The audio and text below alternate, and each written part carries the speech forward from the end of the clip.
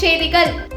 புதுச்சேரி பாரதி பூங்கா எதிரே உள்ள ராஜ்நிவாசிலிருந்து துணைநிலை ஆளுநர் அலுவலகம் கடற்கரையில் உள்ள குடும்ப பொழுதுபோக்கு மையத்திற்கு விரைவில் மாற்றப்பட்டுள்ளது. இதனை துணைநிலை ஆளுநர் கைலாஷ்நாதன் நேரில் சென்று பார்வையிட்டு ஆய்வு செய்தார்.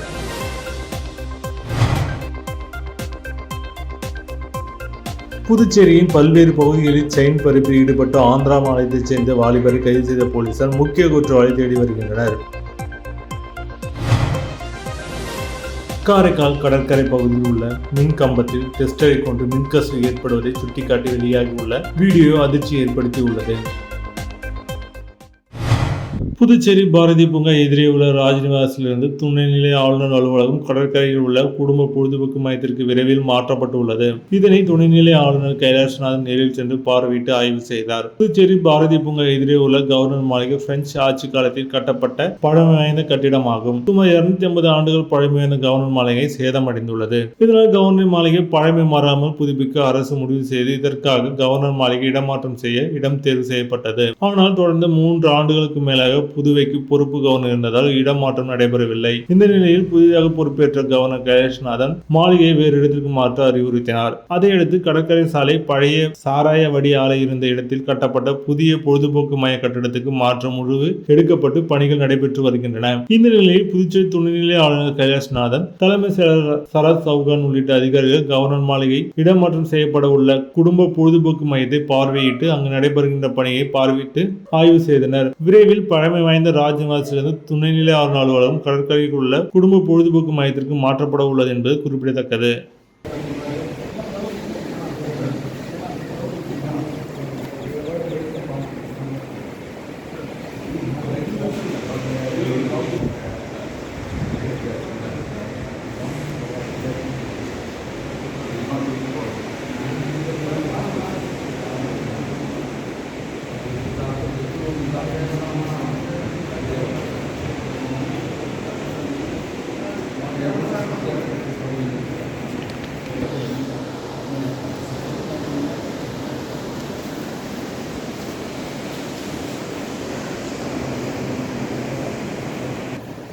புதுச்சேரியின் பல்வேறு பகுதிகளில் செயின் பறிப்பில் ஈடுபட்ட ஆந்திரா மாநிலத்தைச் சேர்ந்த வாலிபரை கைது செய்த போலீசார் முக்கிய குற்றவாளி தேடி வருகின்றனர்.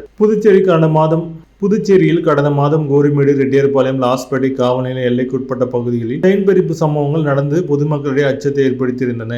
இதையடுத்து முதுநிலை காவல் கண்காணிப்பு நாரா சைதன்யா உத்தரவின் பேரில் போலீசார் தீவிர கண்காணிப்பு பணியில் ஈடுபட்டனர். இந்த நிலையில் ஈசியா சாலையில் லதா ஸ்ரீலோஸ் அருகே கோரிமேடு போலீசார் வாகன சோதனையில் ஈடுபட்டிருந்த போது வேகமாக இருசக்கர வாகனத்தில் வந்த வாலிபர் நிறுத்தி விசாரித்த போது முன்னுக்கு பின் முரணாக பேசியதால் சந்தேகமடைந்த போலீசார் அவரை காவல் நிலையம் அழைத்து சென்று விசாரணை மேற்கொண்டனர். விசாரணையில் ஆந்திராவை சேர்ந்த சந்தோஷ் குமார் என்பதும் அவர் ஓட்டி வந்தது திருட்டு வாகனம் என்பதும் புதுச்சேரியில் பல்வேறு இடங்களில் அவரது கூட்டாளி சயிது பாஷாவுடன் சேர்ந்து செயின் பறிப்பில் ஈடுபட்டதும் தெரிய வந்தது. இதையடுத்து சுரேஷ் பாபுவை கைது செய்த போலீசார் அவரிடமிருந்து 2 மோட்டார் சைக்கிள்களை போலீசார் பறிமுதல் செய்தனர். பின்னர் நீதிமன்றத்தில் ஆஜர்படுத்தி காலாப்பட்டு மத்திய சிறையில் அடைத்தனர். மேலும் தலைமறைவாக உள்ள சயிது பாஷாவை தேடி வருகின்றனர். இவர்கள் மீது கர்நாடகா, ஆந்திரா மற்றும் ஹைதராபாத் ஆகிய காவல் நிலையங்களில் 30க்கும் மேற்பட்ட செயின் பறிப்பு வழக்குகள் உள்ளது என்பது குறிப்பிடத்தக்கது. காரைக்கால் கடற்கரை பகுதியில் உள்ள மின் கம்பத்தில் டெஸ்டரை கொண்டு மின்கசிவு ஏற்படுவதை சுட்டிக்காட்டி வெளியாகியுள்ள வீடியோ அதிர்ச்சி ஏற்படுத்தியுள்ளது. காரைக்கால் கடற்கரை பகுதியில் உள்ள மின் கம்பங்களில் அண்டர் கிரவுண்ட் கேபிள் மூலம் மின் இணைப்பு கொடுக்கப்பட்டுள்ளது. இது சரியாக பராமரிக்க காரணத்தால் அங்குள்ள மின்கம்பங்களில் மின் உயர்கள் பாதுகாப்பற்ற முறையில் வெளியில் தெரியும்படி உள்ளது. கடற்கரைக்கு வரும் சுற்றுலா பயணிகளோ சிறுவர்களோ யாரேனும் அதன் மேல் கை வைத்தால் உயிரிழப்பு ஏற்படும் அபாயம் உள்ளது. இந்த நிலையில் நேற்று மாலை கடற்கரைக்கு சென்ற அவர் அந்த மின் கட்டணத்தின் அருகே நின்றபோது தவறுதலாக கை அந்த மின்கம்பத்தின் மேல் பட்டதில் அவருக்கு ஷாக் அடித்துள்ளது. எலக்ட்ரிஷியன் ஆனால் அவர் தனது கையில் இருந்த டெஸ்டரை கொண்டு அந்த மின் கம்பத்தின் மேல் வைத்து அதில் மின்கசிவு ஏற்படுவதை சுட்டிக்காட்டி சமூக வலைதளங்களில் அந்த வீடியோவை பதிவிட்டு உள்ளார். இது குறித்து மின்துறைக்கு தகவல் அளித்து எவ்வித பாதுகாப்பு ஏற்படும் செய்யவில்லை. எதுவும் உடனடியாக போர்க்கால அடிப்படையில் நடவடிக்கை எடுக்க வேண்டும் என கோரிக்கை குரல் எழுந்துள்ளது. இந்த அளவுக்கு கரண்ட் வந்துச்சுன்னா என்ன பண்றதுன்னு தெரியல. பசங்க விளையாட இடம் அவ்வளோ பேர் வராங்க. காரைக்காலில் இருக்கிற முக்கிய தலைவர்கள்லாம் வராங்க, வெளியூர்லேருந்து வராங்க. யாருக்காச்சும் உயிருக்கு ஏச்சும் ஆனிச்சுன்னா இதில் யாரு பொறுப்பேற்பா? யாருக்காச்சும் உயிருக்கு ஏச்சும் ஆனிச்சுன்னா யாரு பொறுப்பேற்பா? அதை பாருங்க. ரங்கசாமியை சுற்றி ஊழல்வாதிகளும் திருடர்களும் தான் இருக்கிறார்கள். ஊழலை தட்டி கேட்டால் அங்கு ஆட்சி கவிழ்ந்து விடுமோ என்ற பயத்தில் ரங்கசாமி இருப்பதாக அதிமுக மாநில செயலர் அன்பழகன் பகிரமாக குற்றம் சாட்டியுள்ளார். புதுச்சேரி அதிமுக சார்பில் பேரறிஞர் அண்ணாவின் 116ஆம் ஆண்டு பிறந்தநாள் விழா பொதுக்கூட்டம் மற்றும் நலத்திட்ட உதவி வழங்கும் விழா ரெட்டியார்பாளையம் பத்திரப்பதிவுத்துறை அலுவலகம் அருகில் நடைபெற்றது. மாநில அவைத்தலைவர் அன்பழகன் தலைமையில் நடைபெற்ற கூட்டத்தில் கோவை புறநகர் மாவட்ட கழக இணைச் செயலர் மணிமேகலை, திருவண்ணாமலை தெற்கு மாவட்ட இலக்கிய அணி இணைச் செயலர் வெங்கட்ராமன் ஆகியோர் சிறப்பு விருந்தினர்கள் கலந்து கொண்டனர். கூட்டத்தில் கலந்து கொண்ட ஏழை எளிய பெண்களுக்கு இலவச தையல் மிஷின், இலவச புடவைகள் உள்ளிட்ட நலத்திட்ட உதவிகள் வழங்கப்பட்டது. பின்னர் பொதுக்கூட்டத்தில் பேசிய அதிமுக மாநில செயலர் அன்பழகன், புதுச்சேரி மாநிலத்தில் கடந்த 3 ஆண்டுகளில் 111 தடவை ரேஷன் கடை திறந்து அரிசி வழங்க இருக்கிறோம் என முதலமைச்சர், அமைச்சர்கள் என அனைவரும் தெரிவித்திருக்கிறார்கள். ஆனால் இதுவரை அது செயல்படுத்தவில்லை. இந்தியாவிலே கல்வி உரிமை சட்டம், பொது விநியோக திட்டம் இல்லாத ஒரே மாநிலம் புதுச்சேரி மட்டும்தான் என்று அன்பழகன் குற்றம் சாட்டினார். மக்களுக்கு பாதிப்பை ஏற்படுத்தக்கூடிய மின்துறையை தனியார் மயமாக்க ஒரே ஒருவர் பயனடைய 400 கோடி ரூபாய் செலவில் பிரிபெய்டு மின் மீட்டர் திட்டம் கொண்டு வருகிறார்கள். மக்களை பற்றி நினைக்காத இந்த அரசு நிர்வாகம் முழுமையாக தோல்வி அடைந்து விட்டதாக என்றார். புதுச்சேரி, காரைக்காலில் கோவில் இடங்கள் பட்டா போட்டு அபகரிக்கப்பட்டு விற்பனை செய்யப்படுகிறது. அதிகாரியை தண்டிக்கும் அந்த அரசு அதற்கு காரணமான ஆட்சியாளர்களும் சட்டமன்ற உறுப்பினர்களும் தண்டிக்காதது ஏன் என கேள்வி எழுப்பினார். ஊழல்களை தட்டி கேட்க முடியாத முதல்வர் ரங்கசாமி இருக்கிறார். ஊழல்வாதிகள் தான் ரங்கசாமி சுற்றி இருக்கிறார்கள். ஊழல் தட்டி கேட்டால் ஆட்சி கவிழ்ந்துவிடுமோ என்ற பயத்தில் ரங்கசாமி இருப்பதாக அன்பழகன் கடுமையாக சாடினார். ஆனால் அவங்க இன்றைய தினம் அரசு அல்லது அவர்களது குடும்பத்தினர்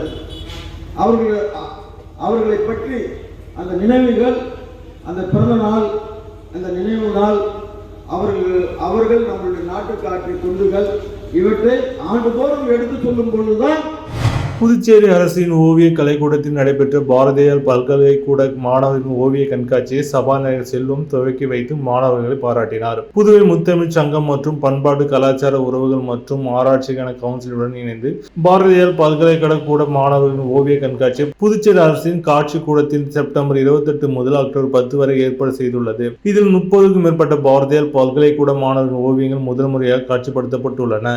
இக்கண்காட்சியை சட்டப்பேரவைத் தலைவர் செல்வம் துவக்கி வைத்து மாணவர்கள் முதல் முயற்சி வெகுவாக பாராட்டினார். புதுச்சேரி கலை மற்றும் பண்பாட்டுத்துறை இயக்குநர் கலியபெருமாள் துவக்க உரை ஆற்றினார். இந்த நிகழ்ச்சியில் பாரதியார் பல்கலைக்கூட ஓவியத்துறை தலைவர் பிரபாகரன், ஓவிய ஆசிரியர் சுகுமாரன், ஓவியர்கள் ஆனந்தன், சரவணன் மற்றும் மாணவ மாணவிகள் திரளாக கலந்து கொண்டனர்.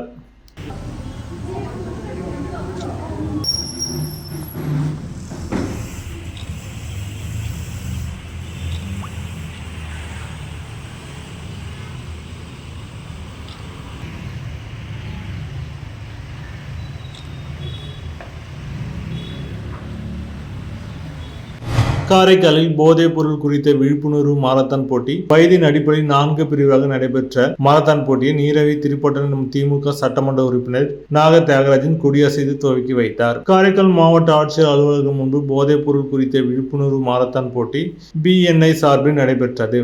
5 கிலோமீட்டர் தொலைவிற்கு நடைபெற்ற மாரத்தான் போட்டியில் 600க்கும் மேற்பட்டோர் பங்கேற்று காமராஜர் சாலை, PK சாலை, பாரதியார் சாலை வழியாக மீண்டும் மாவட்ட ஆட்சியர் அலுவலகம் வந்தடைந்தனர். இதன் மூலம் 3 இடங்கள் பிடித்தவர்களுக்கு ரொக்கத்தொகை மற்றும் திமுக சட்டமன்ற உறுப்பினர் நாக தியாகராஜன் வழங்கினார்.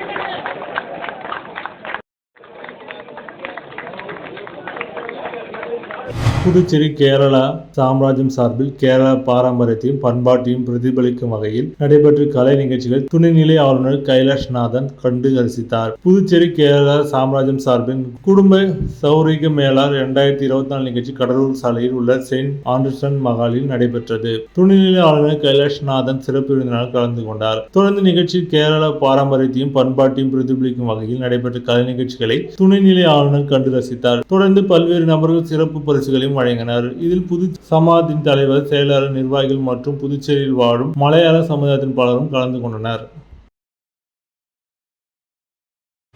புதுச்சேரியில் நடைபெற்ற உலக ரேபிஸ் தடுப்பு தின விழிப்புணர்வு பேரணியில் 100க்கும் மேற்பட்ட மாணவ மாணவிகள் கலந்து கொண்டு நகரத்தின் முக்கிய வீதிகளில் பேரணியாக சென்று ரேபிஸ் குறித்து விழிப்புணர்வு ஏற்படுத்தினார்கள். புதுச்சேரி பிராணிகள் நலம் மற்றும் மத்திய விலங்கு நல வாரியம் சார்பில் மாபெரும் உலக ரேபிஸ் தடுப்பு தின விழிப்புணர்வு பேரணி புதுச்சேரி கடற்கரை காந்தி திடல் அருகே நடைபெற்றது.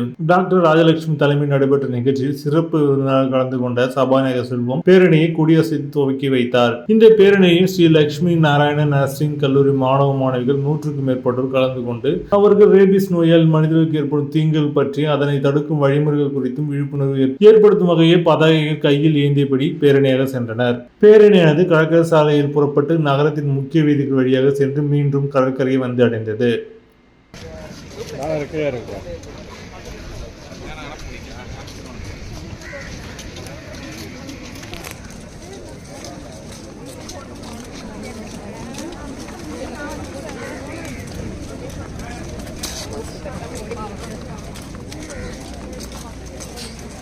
புதுச்சேரி முத்திரையபாளையத்தில் அமைந்துள்ள ஸ்ரீ கோவிந்தராஜ பெருமாள் திருக்கோவிலில் 2வது சனிக்கிழமையொட்டி பெருமாளுக்கு சிறப்பு ராஜ அலங்காரம் செய்யப்பட்டது. புரட்டாசி மாதமே பெருமாளுக்கு சிறப்பானது என்றாலும் இதில் வரும் அனைத்து சனிக்கிழமைகள் மிக அற்புதமானவை என கூறப்படுகிறது. புரட்டாசி மாதம் முழுவதும் விரதம் இருந்து பெருமாளை வழிபட முடியாவிட்டாலும் புரட்டாசியில் வரும் சனிக்கிழமைகள் மட்டுமாவது விரதம் இருந்து பெருமாளை வழிபட வேண்டும். இதனால் புரட்டாசி மாதம் முழுவதும் விரதம் இருந்த பலன் கிடைக்கும் என்பது ஐதீகம். அதன் அடிப்படையில் 2வது சனிக்கிழமையொட்டி முத்திரையபாளையம் கோவிந்தன்பேட்டையில் அமைந்துள்ள ஸ்ரீ கோவிந்தராஜ பெருமாள் திருக்கோவில் எழுந்துள்ள பெருமாளுக்கு சிறப்பு திருமஞ்சனம் செய்யப்பட்ட ராஜ அலங்காரத்தில் பெருமாள் பக்தருக்கு காட்சி அளித்தார். இரவு பெருமாள் திருவிதி புறப்பாடு நடைபெற்று மீண்டும் கோவிலை வந்தடைந்து பெருமாள் பக்தர் வரிசையில் நின்று வழிபாட்டு சென்றனர்.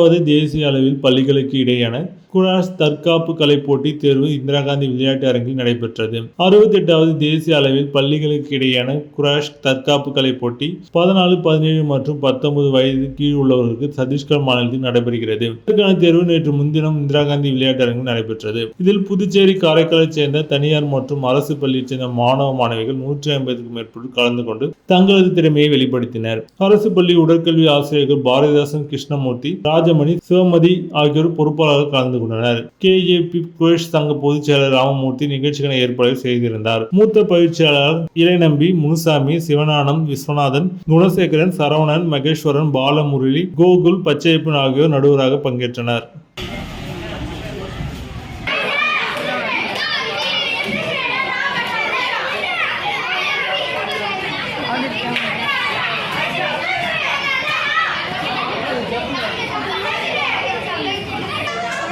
பாரதி பல்கலைக் பேரவை சார்பில் நடத்தப்படும் ஓவிய பயிற்சி மையத்தில் ஓராண்டு, 2 பயிற்சி முடித்த மாணவ மாணவிகளுக்கு பதக்கம் அணிவித்து சான்றிதழ் வழங்கும் விழா நடைபெற்றது. புதுவை மூலகுளத்தில் 31 ஆண்டுகளாக இயங்கி வரும் பாரதி பல்கலை பேரவை சார்பில் நடத்தப்படும் ஓவிய பயிற்சி மையத்தில் ஓராண்டு, 2 பயிற்சி முடித்த மாணவ மாணவிகளுக்கு பதக்கம் அணிவித்து சான்றிதழ் வழங்கும் நிகழ்ச்சி நடைபெற்றது. பேரவை நிறுவனர் ஓவியர் பாரதி வர்ணர் சிவா வரவேற்றார். பெத்தி செமினார் மேல்நிலைப்பள்ளியின் தமிழ் விரிவுரையாளராக பணியாற்றி பணி நிறைவு பெற்றவரும் அனிச்சம் மின்னெழுதல் ஆசிரியருமான எஸ். குமரகிருஷ்ணன் தலைமை தாங்கினார். அரும்பார்த்தபுரம் ப்ளூ ஸ்டார் மேல்நிலைப்பள்ளி துணை முதல்வர் சிவசெல்வம் சிறப்பு விருந்தினராக கலந்து கொண்டு மழலை பிரிவில் 13 மாணவர்களுக்கு, இளஞ்சிறுவர் பிரிவில் 13 மாணவர்களுக்கு, இளநிலை பிரிவில் 2 மாணவர்களுக்கு, முதுநிலை பிரிவில் 1 மாணவருக்கு பதக்கம் சான்றிதழ் வழங்கி சிறப்புரையாற்றினார். இவ்விழாவில் மாணவ மாணவிகள் மற்றும் பெற்றோர் திரளாக கலந்து கொண்டு விழாவினை சிறப்பித்தனர்.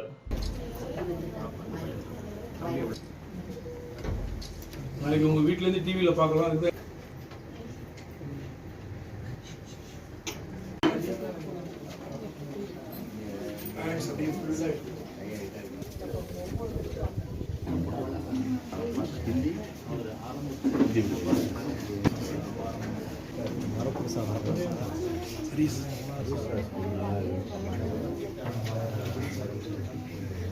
புதுச்சேரி அரசு பள்ளி கல்வித்துறை மூலமாக வட்டம் இரட்டை எண் கபடி போட்டி ரெட்டியார்பாளையம் கிறிஸ்டியன்ஸ் மேல்நிலைப் பள்ளியில் நடத்தப்பட்டது. புதுச்சேரி அரசு விளையாட்டுத்துறையின் உதவியுடன் புதுச்சேரி அரசு பள்ளி கல்வித்துறை மூலமாக வட்டம் இரட்டை எண் கபடி போட்டி ரெட்டியார்பாளையம் கிறிஸ்டியன்ஸ் மேல்நிலைப் பள்ளியில் நடத்தப்பட்டது. இப்போட்டிக்கு கிறிஸ்டியன்ஸ் மேல்நிலைப் பள்ளி தாளர் டாக்டர் கிறிஸ்டி ராஜ் தலைமை வகித்தார். விளையாட்டுத்துறை இணை இயக்குநர் வைத்தியநாதன், திட்ட பொறுப்பாளர் டாக்டர் சிவகுமார், வட்டம் இரட்டை எண் செயலாளர் ஞானவேல் மற்றும் இப்போட்டியின் ஒருங்கிணைப்பாளர் சக்திவேல் ஆகியோர் சிறப்பு அழைப்பாளர் கலந்து கொண்டு மாணவர்கள் வாழ்த்தி பேசினர்.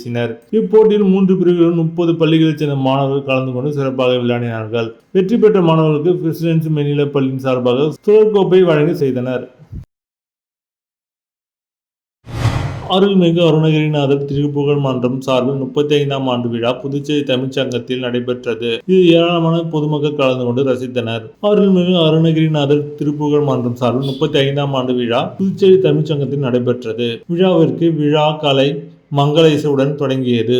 தொடர்ந்து திருப்புகழ் கொடியேற்றுதல் மற்றும் திருப்புகழ் தீபம் ஏற்றுதல் நிகழ்வு நடைபெற்றது. அதையடுத்து நிகழ்ச்சிக்கு அருள்மிகு அருணகிரிநாத சுவாமிகள் தலைமை தாங்க மருத்துவர் ரத்னவேலு காமராஜன் வரவேற்புரை ஆற்றினார். தொடர்ந்து திருக்காயலை பரம்பரை மயிலம் 20ஆம் பட்டம் ஸ்ரீ சிவஞான பாலய சுவாமிகள் ஆசி உரை வழங்க கலைமாமணி கலைய பெருமாள் நோக்கு உரை ஆற்றினார். நிகழ்ச்சியில் புதுச்சேரி தமிழ்ச்சங்க தலைவர் முத்து கோல்ட் ஹவுஸ் பழனி அடைக்கலம் அருணகிரிநாத திருப்புகழ் மன்ற தலைவர் ரவிசங்கர் உள்ளிட்டோர் கலந்து கொண்டனர். விழாவில் அருள்மிகு அருணகிரிநாத திருப்புகழ் மன்றத்தை சார்ந்த நிர்வாகிகள், தமிழ் அறிஞர்கள், புலவர்கள் என அனைவரும் திரளாக கலந்து கொண்டனர்.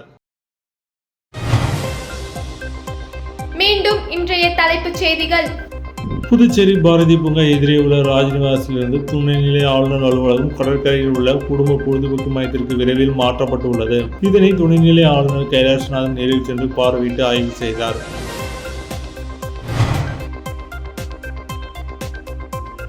புதுச்சேரியின் பல்வேறு பகுதிகளில் செயின் பறிப்பில் ஈடுபட்டு ஆந்திரா மாநிலத்தைச் சேர்ந்த வாலிபரை கைது செய்த போலீசார் முக்கிய குற்றவாளி தேடி வருகின்றனர். காரைக்கால் கடற்கரை பகுதியில் உள்ள மின் கம்பத்தில் டெஸ்டரை கொண்டு மின்கசிவு ஏற்படுவதை சுட்டிக்காட்டி வெளியாகியுள்ள வீடியோ அதிர்ச்சி ஏற்படுத்தி உள்ளது. இத்துடன் செய்திகள் நிறைவடைந்தன. வணக்கம்.